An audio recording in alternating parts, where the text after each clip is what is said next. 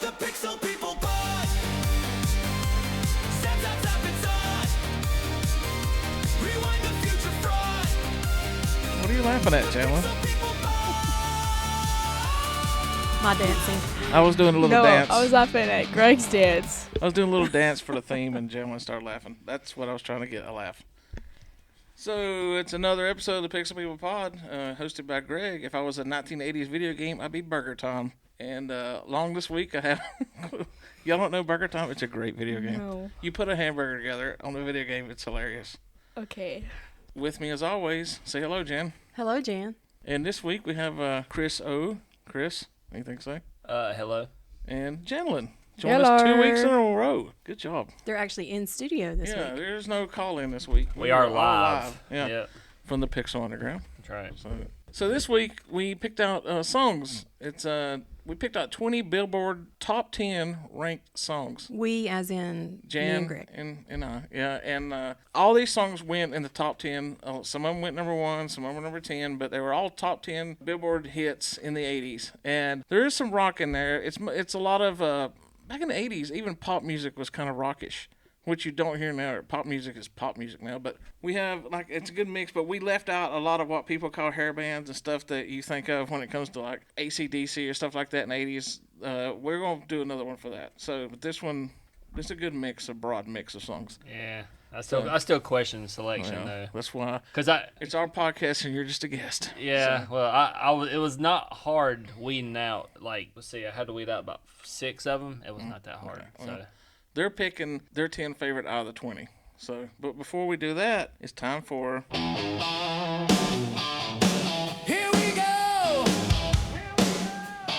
Jan's Knowledge News.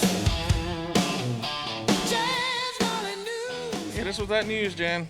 Today, November 6th. Just like to say, Happy Stranger Things Day. Delete Stranger Things Day? Today is Stranger Things Day. Who came November up- 6th, 1983 was the day that Will Byers vanished from Hawkins. Oh, wow. Oh, that's cool. Cool. You guys didn't realize Well, that, did you? I was No. listening to Sam Roberts' show on Sirius Day, and they were talking about Stranger Things. I wonder why they got off on a kick, and I was thinking maybe the new season debuted today. I look, but that's November 26th. I couldn't figure it out. Now I know why. Episode 1, Yeah. where it all started. Great show. The vanishing of Will Byers. Yes. Poor Will. As Janalyn said last week, looks like the new season. Poor Will again. Yeah. All right, November 6th, 1981, Shake It Up by The Cars was released. Such a good It song. was their 4th album. It was a great song. Great album, but Shake It Up's a great song. November 6th, 1981, Rod Stewart released the album Tonight I'm Yours. You know any of the songs that are on that album? No, Yeah. but I know Rod Stewart. Everybody knows Rod Stewart. November 6th, 1981, Ozzy Osbourne released his second solo album, Diary of a Madman. Yep. One of the best albums ever in the history of albums. Sure. I know a lot of Ozzy songs, but I didn't particularly listen to the albums. I listened to the songs separately. So, throw this back to a couple weeks ago, Jan and I were seeing LA Guns live here in Hickory, North Carolina, and their intro song they played, all the lights went out, and they played the song Diary of a Madman by Ozzy, and Jan's played that song for me many times. I never cared much for it. But I don't know if it's because I've been on such an Ozzy kick lately, but in the dark in that club and that music playing right before LA Guns came out, I've got hooked on that song now. That was a great song. It's one of those songs I like to listen to on repeat. November 6th, 1983, the Pointer Sisters released their album Breakout. Do either of you know the Pointer Sisters? Nope. Didn't We do. think so. We were just listening. What was the song we heard at Mellow Mushroom the other week, Jan, by the Pointer Sisters? We were like, that's the Pointer Sisters? Yeah, because it sounded like men. Yeah, and I looked it up, and she specifically sang it that way, and I can't remember You what the put it song on a is. list, so we'll be Yeah. able to find it. Well, it'll be on the errors and corrections next week. I'll throw it in there. So November 6th, 1984, Ronald Reagan was reelected President of the United States and just in a landslide. this is not a political show, but just to let you two realize how things were different 40 years ago. Reagan won 49 out of the 50 states. Everybody voted for him. It was like a And landslide. who did he run against? Mondale and Jolene Ferraro, I think, was his running mate. Mondale? He had no chance. It was Reagan won in a landslide. It was, it was bad. So He he was an actor, correct? yeah, Reagan? he was, yeah. Yes. What did he act in? Western or what? Everything. He was an actor, just everything. I never hear any back movies then, he was all of in. them. He was like a B actor, but he did some bigger movies. But mostly he's a bit. Bedtime for Bonzo's one he did with a monkey. He used to talk about that all the time. So what made him blow up? he ran and became governor of California and was really good at that. And then it was like he was such a good speaker and just so charismatic that he was destined to be president. That guy, they don't, And back then he was considered handsome as well.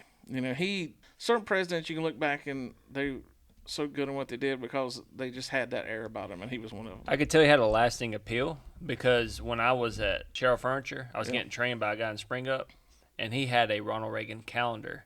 And you got to think this hasn't been that long ago. So, I mean, he's the holding an appeal for that long.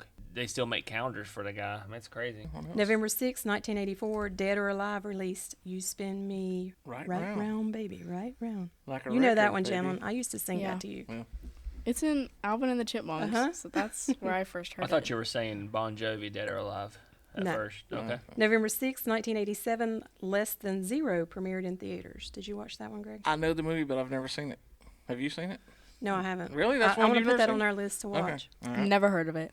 Also, November 6, 1987, Hello Again premiered in theaters starring Shelley Long. That was, what year was that? 87. Yeah, that would have been right about when she said, "Suck it, Cheers, I'm going to be a movie star," and left the number one show on television to become a movie star, and it did not work out. She left Cheers. and for Cheers this. got even bigger. Is that Dane DeVito's She was wife? Diane. No, she was Diane, Sam's love interest from the first like 4 or 5 seasons. I don't know a blonde. lot about Cheers. I just know Yeah. that didn't Dane DeVito's wife play in Yeah, the she Cheers? was Rita. Carla. The But her real name's Rita. I guess, yeah. Rhea Perlman. Yeah, Okay. not Rita, Rhea. I was close. Close Yeah. enough. There's some, we can do a whole episode just on Cheers. We probably do it one day because that's one of the greatest shows ever. So you won't be on that one. It'll be Chris, the Podfather, who, shout out to Chris. He's sick right now. He's We'll listening. make Get Janalyn better, and Chris watch a week's worth of Cheers, Yeah. and then we'll get their The take best on it. episodes. No. Yeah. Oh, you'll love it. No. Greg, you're going to like this one. November 6, 1987, NWA released their debut album, NWA and the Posse. Yes, I have that album. It was good, but, the next one's the one that blew up. It featured Boys in the Hood. Yeah. When they remade it for Straight Outta Compton, the better album, and it's, so good. This next one is just for me. November 6, 1987, Dokken released their 4th album, Back for the Attack. It featured singles like Dream Warriors, Burning Like a Flame, and Heaven Sent. Yeah, It sounds peaked terrible. at number 13. Dream Warriors is awesome. All right, November 6, 1987, Reggie Miller made his NBA debut for the Pacers. Yeah. One of Indiana the best Pacers. three-point shooters ever. And they lost. Yeah. That They he lost. knocked, but he did knock down some 3-pointers in that game, and that was the first of his 2,560 career 3-pointers. Yeah, he's top 5 three-pointer. Well, he was 1 or 2 before like Steph Curry just started putting it out of reach, and now everybody shoots like that. Even the centers shoot better 3-pointers than he would back then, because the game's changed. I'll say this right now, and people can argue with me. The 3-point shot has ruined basketball. It's just made it where now there's no center. It's just chuck it up from 30 feet out and hope you hit. But if they're good enough to hit it, then Yeah, it's but good. that's they have no game plan. It's just like there's some of these coaches just be like, we need to shoot 53s tonight, and just hope we're gonna win by that. You can't have a consistent season whenever you're leaving up to chance from shooting from three-point line every single game. When I was a kid, you had the big guy was the center, then you had your power forward, your small forward, shooting guard, and point guard. Now it's everybody's a shooting guard. It's crazy. Yeah, because you'll see a team, they'll score over 100 points in a game, and then the next game they can barely get to 60 because when they're living and dying by the three-pointer and you're hot one game and then you're cold another game, it don't work that way. Oh, yeah. Meanwhile, me and Janalyn just zoned out. Yeah. I Women. was looking at the stuffed animals over there. Yeah. And Gremlin looks really weird. Well, the Gizmo, the Gremlin doll, is actually from 1984. Chucky looks like he has a green nose. Yeah. We'll take a picture and show you what we're talking about. But All right, November 6, 1988, the Beach Boys single Kokomo from the film Cocktail Which hit number is- 1. kind of, This one's for Janalyn, though. I put this in for Janalyn. Cocktail starred Tom Cruise. So the Beach Boy thing, I remember my parents had a cassette tape of the Beach Boys. I was obsessed with that thing, Yeah. man. I loved me some Beach Boys when I was like The- a kid. the Kokomo thing, though, is like their biggest song ever, and that's sad because they put out such great stuff in the 60s, Brian Wilson and stuff, and then he retreated into his mind, and his cousin took over the band, and it's like Kokomo, they didn't even write it. They had, like, some songwriter wrote that song, and it became number 1, and now everybody's, a lot of people think the Beach Boys are Kokomo. It's like, no.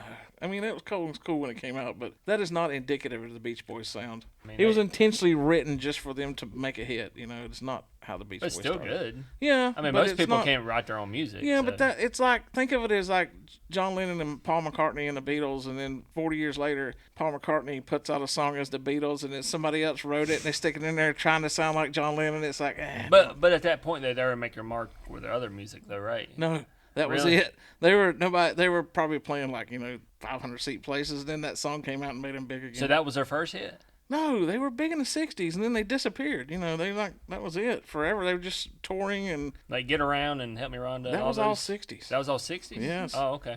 They influenced the Beatles. The trippy stuff that the Beatles did was influenced by the Pet Sounds Beach Boys album that Brian Wilson wrote. It's like, I did not think they were 60s. yeah, oh yeah, early Okay. 60s. Yeah. November 6, 1987, NXS released their album Kick, their most successful studio album. What year was that?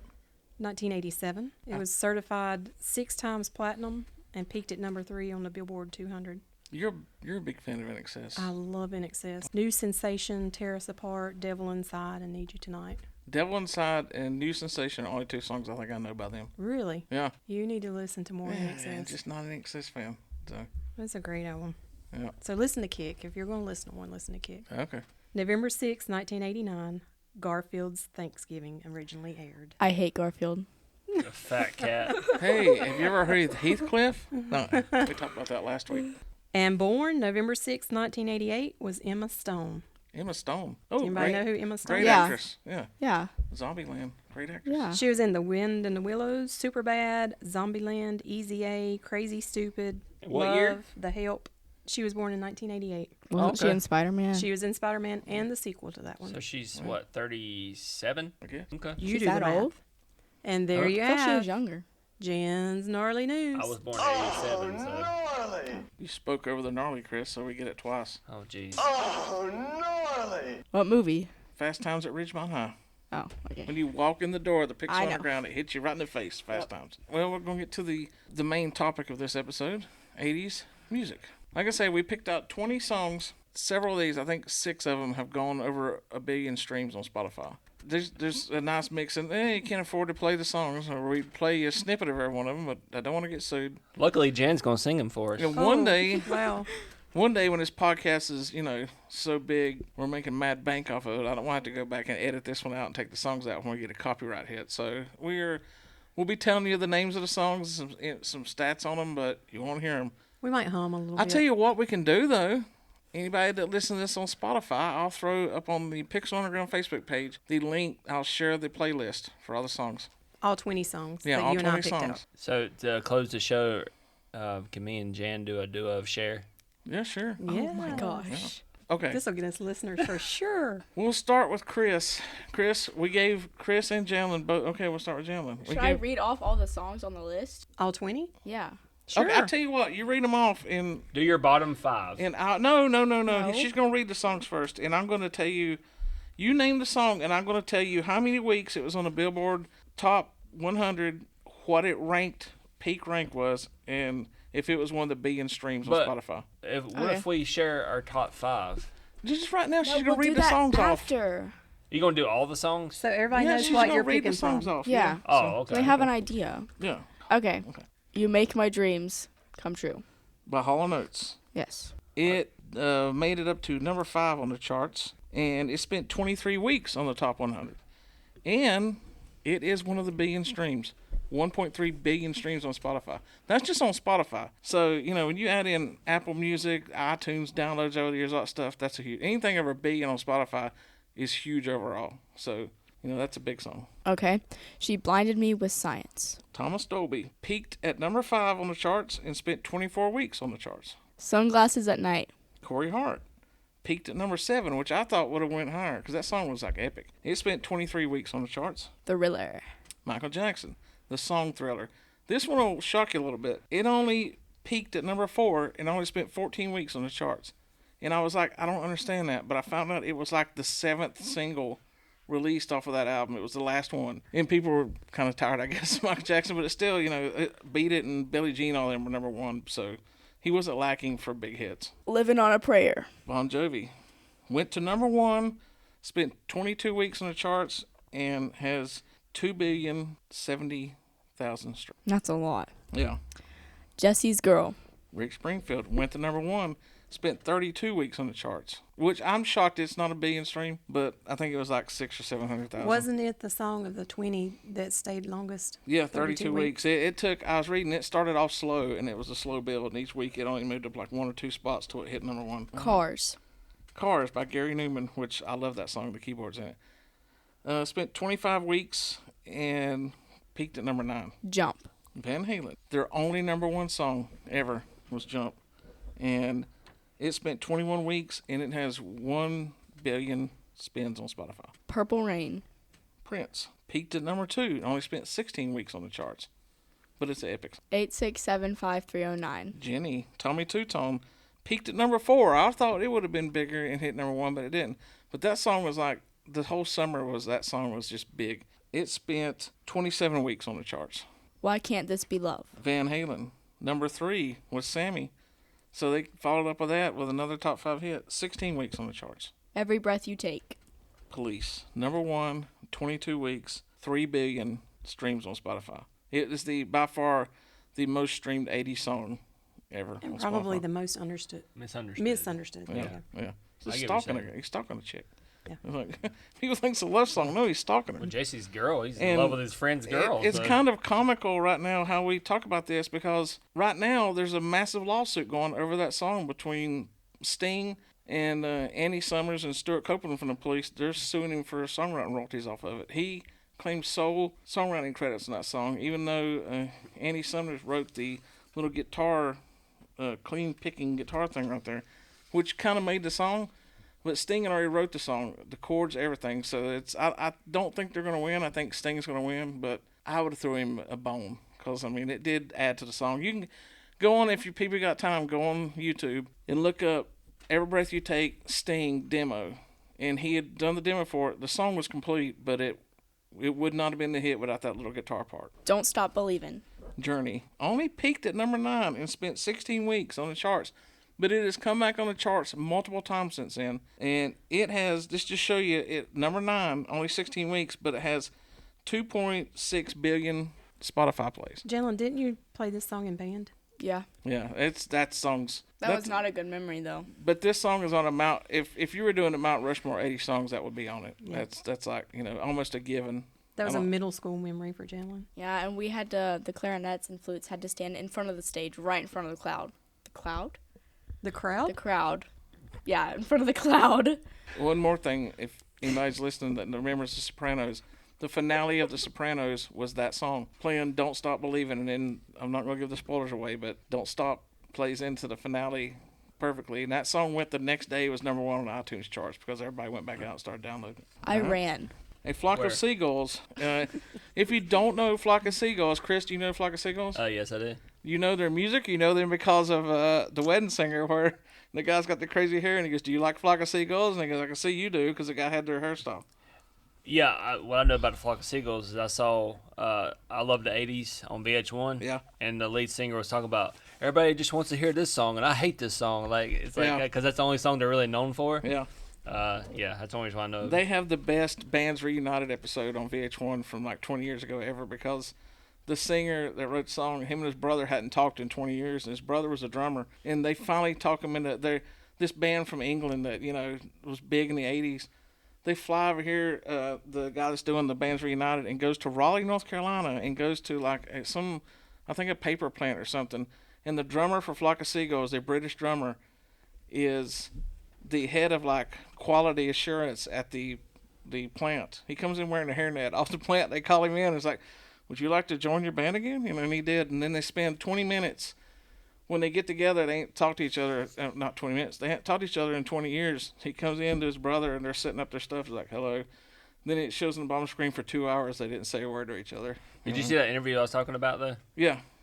He couldn't have sounded more bitter. Yeah. I mean, he looked like a total A, for sure. Well, he was. He just wouldn't even talk to his brother, but at the end they made up, then they didn't make up. But I've looked them up, and they're actually touring and putting out records, the whole band again. So What's love got to do with it? Tina Turner, number one, 28 weeks. Next. Money for Nothing. Dire Straits, number one, 25 weeks. And, Janalyn, we played. Anybody that grew up in the 80s remembers that song had an extra verse in it you don't hear on the radio now. We played it for Janalyn last week and Chris. And, yeah, they never heard that version because there's a word in it that you don't say on the radio anymore. Cruel Summer. Bananarama peaked at number 9, 25 weeks on the charts. Girls Just Want to Have Fun. Cyndi Lauper peaked at number 2, 25 weeks, 1.54 billion streams. Material Girl.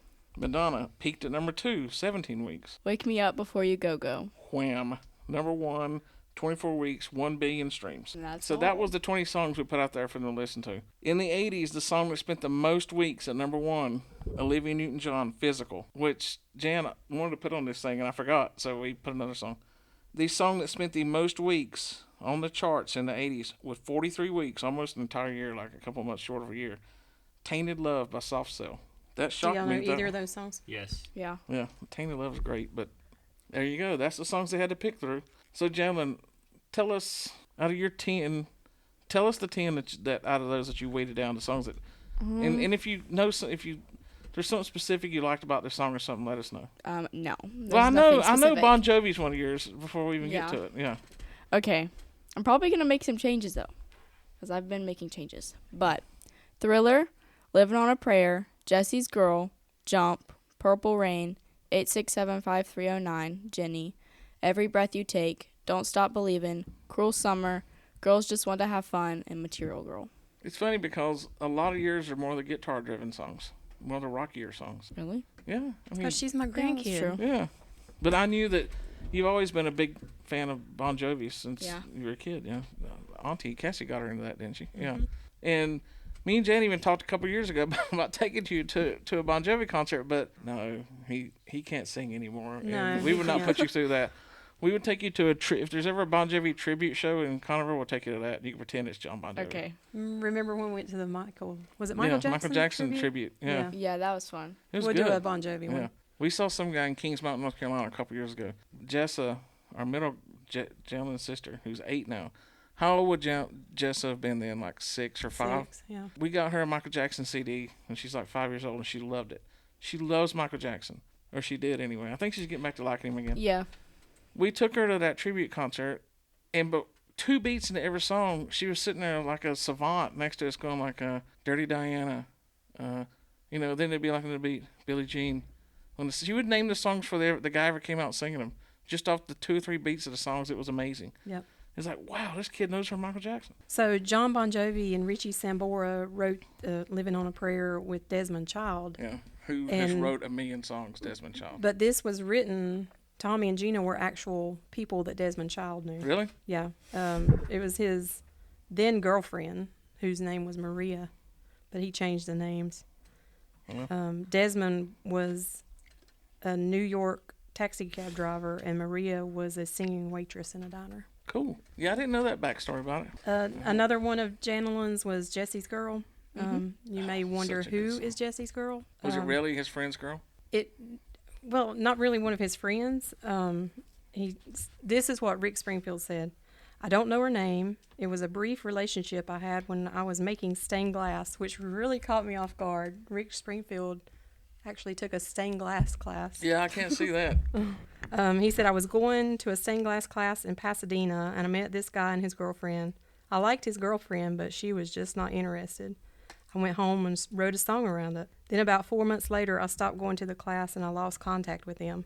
The only thing I remember was the guy's name was Gary. So I changed it because Gary's Gary's- girl yeah, that's just not- doesn't have a good Did he ring to remember it. the girl's name? No, he can't remember the girl's name.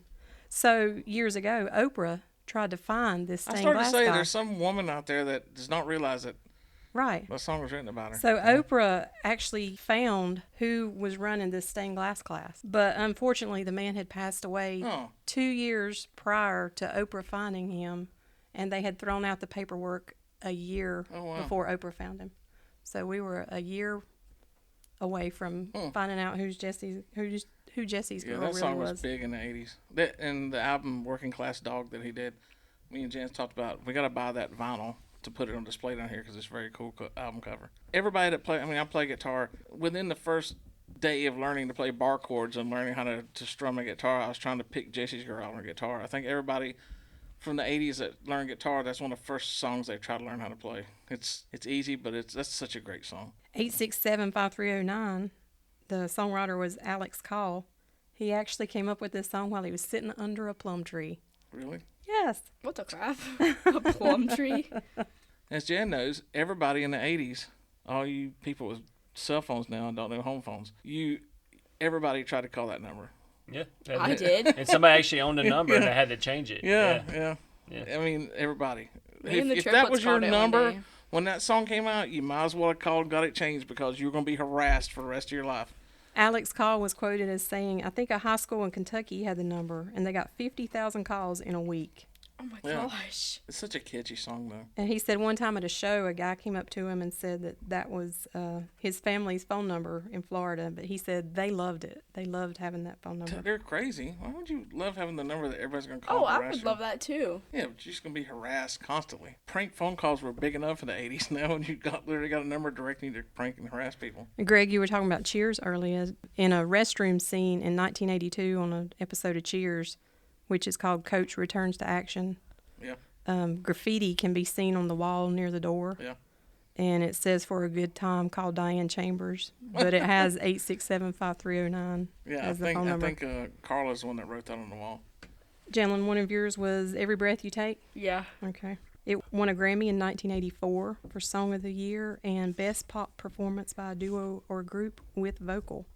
One of the most misinterpreted songs ever. Puff Daddy sampled that song. Diddy, as you know now, the prison Diddy. Mm-hmm. He sampled that song when Biggie Smalls died, and the song was huge. And I can't remember. I think he makes millions a year off that song just in royalties. Puff Daddy had to pay him basically everything for that song to use it, and he's a multimillionaire, like over tens of millions of times just from that song, just from Puff Daddy sampling it. Not even the police getting their listens. The Puff Daddy song has made him millions and millions. It's an ungodly amount that he makes off that. And probably not now, because nobody's playing Puff Daddy's music now. But Sting was probably the one that was maddest the most when he got arrested, because it's like, there goes free money. You know, nobody's going to play his songs anymore. So. Sting wrote this song after separating from his first wife. He explains the song as, I think it's a nasty little song, rather evil. It is. It's about jealousy and surveillance and ownership. Words are sadistic. Yeah. On one level, you think it's this nice love story, but on another level, it's about watching every move that somebody's making. Yeah. Sting also said that I recently watched Andy Gibbs singing it with some girl on TV a couple weeks ago. Very loving and totally misinterpreted it. I could still hear the words, which aren't about love at all. I peed myself laughing. All right, before we read any more of those, let's let Chris do his 10 songs, and we'll catch up with the stuff. Chris, give us your 10. I'm sure it'll be controversial. So. What do you mean, dude? You made my dreams come true. Thriller, Living on a Prayer, Jesse's Girls, Cars, Purple Rain, 8675309, Every Breath You Take, Don't Stop Believing, Iran, Money for Nothing. Yeah, you left off. You had some similar songs to hers. Some, yeah. You didn't put either Van Halen on there just to Or spite me and Jan. No women. Wait, did you put Thriller? Yes. Yeah. Okay. You put Cars on there, which why Cars? Do you just love that? It's just it just screams 80s. Yeah, Like, I love that just song the from sound. the keyboards and sound. That song, Yeah. that the droning synthesizer and stuff in that song. Which as a is kid, probably I why just I loved. didn't like it. Oh, I loved that.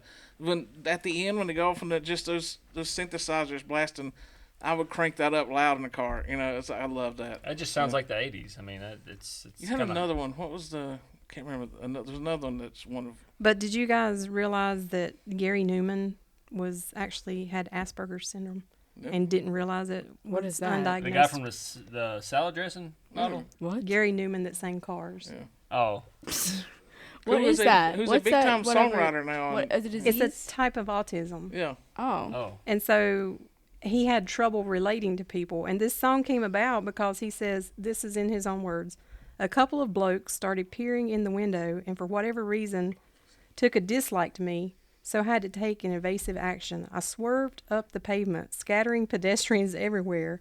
And after that, I began to see the car as the tank of modern society. So that's what this song is about. What the crap? I love He that wanted to song. run over people with his car. Same. And he was a one-hit wonder. This was just a one-hit wonder But song. he is, but he's a big songwriter though for other people, and it's a big one hit wonder here. But I think he's big overseas and stuff. But he was just in the news for working with someone. I can't remember. Throw that in errors and corrections next week after I look it up. I wonder where the money's at, the artist or the songwriter. Songwriter. Oh God, songwriter. But You don't. do they get the touring? They get No, that's royalties why off the bands touring? tour like crazy now, because you make hardly no money on songwriting anymore because people don't buy records. You don't have the publishing then, but you want to be the songwriter. You can. There's people that, I mean, that's where the money's at. If you write the song, and there's 3 parts to a song. There's the music, the lyrics, and the melody. And usually the singer puts the melody and the music in there, you know. So they get 60% of the songwriting on that song, and the musicians get like 30% if they wrote it. But see, there's mechanical royalties you get for playing. So, you know, if you got $1, if you sold a song for $1, the songwriter's probably going to get, the record label will take 25 cents right off the bat, but the songwriter's going to get like 50 cents, and then the other 25 cents is going to be split between the people that played on the song. So you want to write the songs. You want to be the songwriter. You know, a lot of bands have broken up over that stuff. There's many, Van Halen when they started was like, we're going to be equal. All 4 of us are going to share songwriting, 25% each. We're not going to argue over this. And then late 90s, when Eddie gets off on some drugs and drinking, hey, Michael Anthony, you didn't write none of this. And they took his name off some of the songs. It was all fighting, you know. Those guys just, they don't, there's several bands, I think REM, and I can't remember, there's another big famous band that decided we're just splitting it 4 ways and that's it. We're not going to argue over it because that's, you know, even though you might not have wrote it, you're getting 25%. So, yeah, you want to write the songs. Chris, you picked Purple Rain as one of yours. Yeah. Have you watched that movie? No. Did you realize this was the last song that Prince played live? I did not. He played April 14th, 2016 in Atlanta, and he died a week later. Did you also know that the version you heard, if you watch the movie, he plays this new song on there, him and his band. It leads up in the movie to that song. And he's playing a song live on the stage or recording it. That's the version you hear on the album. The version you hear on the album is taken straight off the soundboard of him recording that live on the movie. They took and edited out like 2 minutes of guitar solo in the middle and pieced it back together. But what you hear as Purple Rain is live, them doing it live. That's cool. Yeah. After he passed away, the song re-entered the Billboard Hot 100 and went to number 4. Cool songs, and there's songs that just transcend everything, and that song is like just so great. I knew Chris would pick a Hall & Oates song. Yeah, Hall & Oates rule. What would you have picked that song as your favorite Hall & Oates song, Chris, or is there other one? Private Eyes. I like Private Eyes. I couldn't pick between the 2 though. Hall & Oates, Private Eyes, first album I bought on vinyl. So. Did you know that Daryl Hall said that this was one of his all-time top 5 Hall & Oates songs? Oh, really? He did. Yeah, it's the one I picked because I think that's the one that everybody knows, even people that didn't like him. Is that It's song just a is fun song, man. Yeah, it's fun. And it's over a billion streams. That it shows you why. It's a fun song, you know. Yeah, and you Probably their most streamed song, but you know, yeah. You can play it anywhere. It can go into pretty much any movie. It can go commercials. It can go. I do wherever. laugh at it though, and when you go home not listen to the song, because in the middle of the breakdown, he goes, "Listen to this." Ow. You think he's gonna say something or play something? Is listen to this. Dun, dun, ow. It's like, really? Listen to this. She's going, like, you know, you expect this awesome guitar or something like, listen to this, and some ripping guitar solo. It's like, ow. So, When I was looking up information about this song, it said it received 154,000 digital sales between 2008 and 2009. So I was wondering what in the world made it the resurgence like that. The movie Step Brothers in 2008 Yeah, is probably what brought it back. movies, commercials. Yeah, movies. Yeah, you make a lot of money licensing music for movies too. Heck, it's probably been in a medication commercial too. Yeah. It was also on an episode of The Office in 2009. Could you imagine that being that song being like in a Ozempic like commercial? And you make my dreams come true. Yeah. I ain't got to exercise. I can take this mess and lose weight. You know. Did y'all realize too? It's also plays under the end credits for the 2018 movie Ready Player One. No. Never seen that. We gotta watch that movie again down here on the big screen. Oh, yeah. It's very good. It's a good 80s throwback movie, by the way. I saw it the other day. Really? I don't know what it was on, but I saw it on something. Yeah, and I was it's like, on. It's on playing on regular TV all the time. It's one of those that. Janalyn, Chris, you both picked Thriller as one of your top 10, right? Yes. Even though Michael Jackson was probably one of the least scary people at the Yeah. time of putting this song I out. don't know. It depends on how old you were, but yeah, even our 4-year-old granddaughter, Janelyn's sister, loves Thriller. What would she call them? What does she call? When she wants us to play the video, Catman. Yeah. He turns into a wolf or whatever. She thinks he looks like a cat. Play Catman. Play Catman. So, We all know Vincent Price is the actor that so good. did the narration for this song and the evil laugh. Is that the Oz guy? Wizard of Oz guy? You don't Nice. play Oz and Wizard of Oz? No. No, Really? Yeah, no. I always thought it was. No. no. Are you Janalyn, sure? look that up. He just did horror stuff. Wait, Yeah. what's his Who played the Vincent Wizard Price of is not Oz? Wizard of Oz, trust me. But it's a voice, right? So I mean, It's not him, though, trust me. He did horror movies and stuff. His voice is really almost famous for his acting and stuff. And, Michael Jackson used him because he was like the sound of horror. So. Price recorded this section of the song on 2 takes. It only took Yeah. him 2 takes. But only after it had been written by Rod Temperton in a taxi on the way to the studio to record it. Did it tell you how much he got paid for doing it? No. What do you know, John? James Franco, Frank Morgan, What else? The Wizard? Charles Murray. Frank Morgan. So, yeah. Thriller video was pretty much a mini movie. Yeah, it's like 15 minutes long, isn't it? The long version of the Thriller video is about 14 minutes. So, But MTV usually ran the short video version, which was about 5 minutes. yeah, they cut, and I'm pretty sure they cut Vincent Price's parts out of it, too. Why don't you got some more songs there, Jan? Tell us. Well, information on- some songs that they didn't mention that Yeah. were on the original list Yeah. of 20 that you and I gathered. we picked it. Read them out. She Blinded Me with Science Tell us. was also a one-hit wonder. In 2006, VH1 placed it on their list of greatest songs of the 80s, but it came in as number 76. He actually wrote or performed on some big artist songs. I'll add that next week for my errors and corrections. But I know a little bit about him, and I just don't remember it. In 2009, it ranked number 13 on VH1's 100 Greatest One-Hit Wonders of the 80s. it does sound like the '80s. The only Yeah. reason why I didn't put him on my list is because I don't feel like he has a great voice. Yeah. It's more about the sounds within the song Yeah, rather yeah. than like the vocals. So yeah, Yeah. that's the reason why I didn't. I just didn't like it. I can love see that song. I could see, don't know why. It just I could see kids not liking that song now, but I guess it's the sound of the 80s. Yeah. Did you know that the pilot episode of The Big Bang Theory used that song, and then it was cut and Yeah. replaced with Bare Naked Ladies? Yeah, really? Bare Naked Ladies song.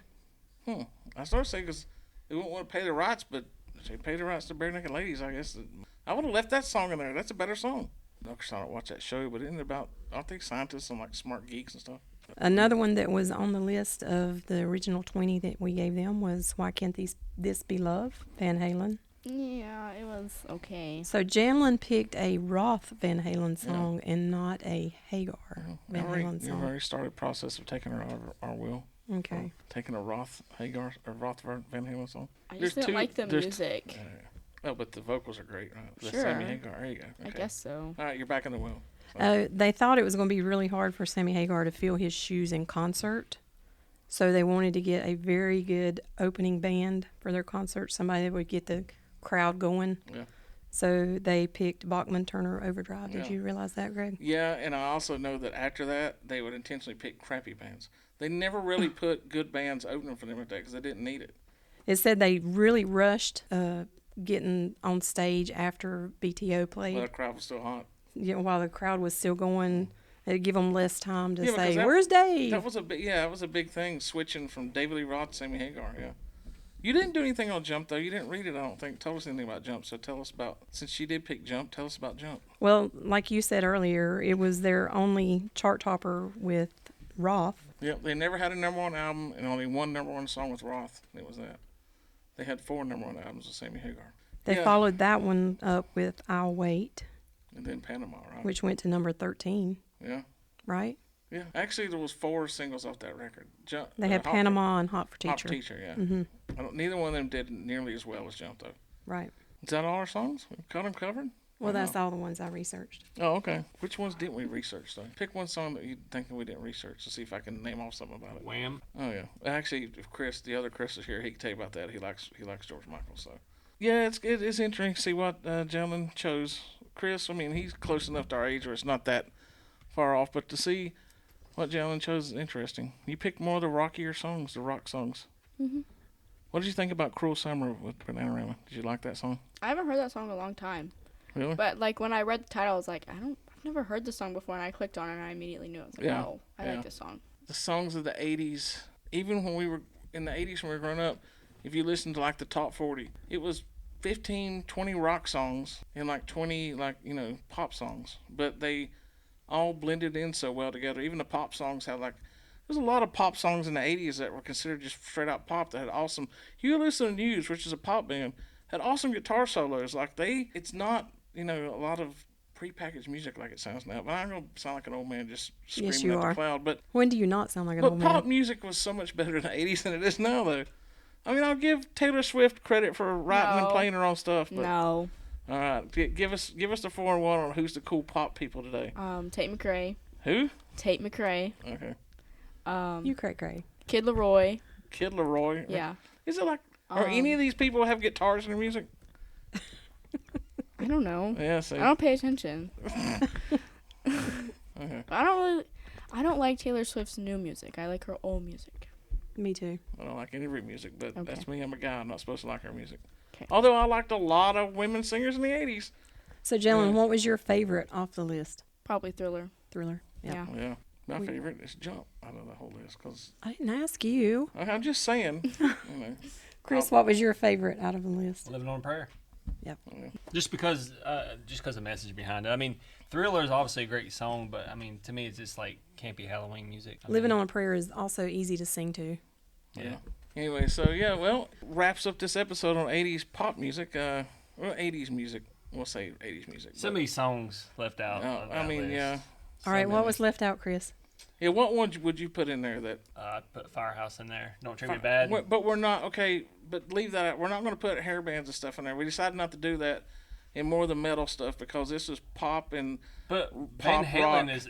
I mean, is that not? Jump and Why Can't This Be Love was pop rock. It wasn't the Fair Warning album. It's like I could put them in a metal category if I played the whole Fair Warning album, Unchained and stuff like that. But they're not. I put the poppy songs on there. Dixie Midnight Riders. Oh, There you go. nice one. What? Come on, Ollie. Come on, Ollie. For sure. Oh, yeah. See, that'd be good. You ever heard that song, Jill? Yeah. Okay. Tommy Boy. I think everybody's Oh. heard that. Yeah. Yeah, that was big. So I mean, there's a lot of Mike and Mechanics. I could probably tell you some too. really. Yeah.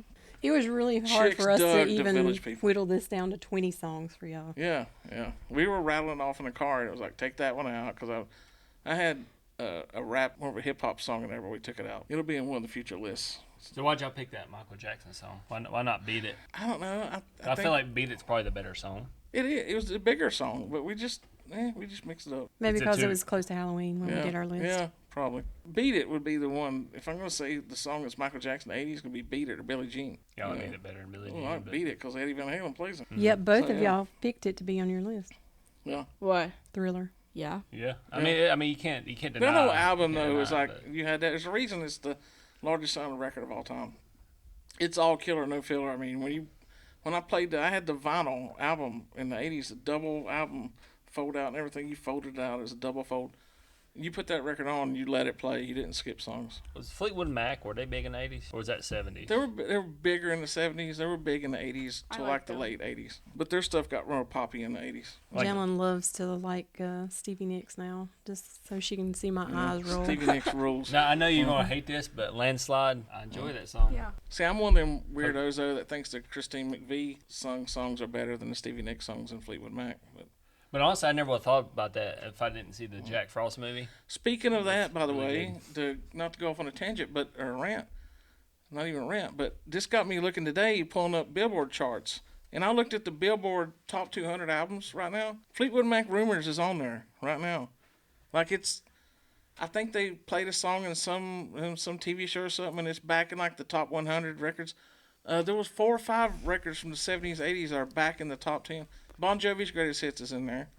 It shocked me to see some of the albums that are back in the top 200 albums right now, in the 70s and 80s. That's what I was gonna say about "Don't Dream It's Over" because that was in a really popular show, and now it's like all over TikTok and stuff. You know, anybody got any final comments? It's just the 80s were better when it came to music. I'm sorry, but they were. I have to agree with Greg. Yeah. And then the 90s hung in, and then early 2000s. really bad. Janalyn's shaking her finger at you. We've Greg. got to do 80s versus 90s and stuff, man. I'm telling you. 80s gonna win. 80s will win I every don't time. think so. I think I should have y'all listen to the music I listen to. Okay. That'd be a good special edition podcast. Like- You Do give it. us, okay. Like what music? Like today's music? Yeah, the Oh, music that I okay. listen to. 80s will kill it. You go pull 20 songs. 20? Yeah. No. Or pull 10 and make a Spotify She's like playlist. 20. That's way too much work. Yeah. Do a Spotify playlist with the 10 songs of now that you think and give it to us and we'll listen to it. We'll do a special edition, one-off podcast, music of today. All right. Shine on. The Pixel People Pod. Zap, zap, zap, it's on. Rewind the future fraud. The Pixel People Pod.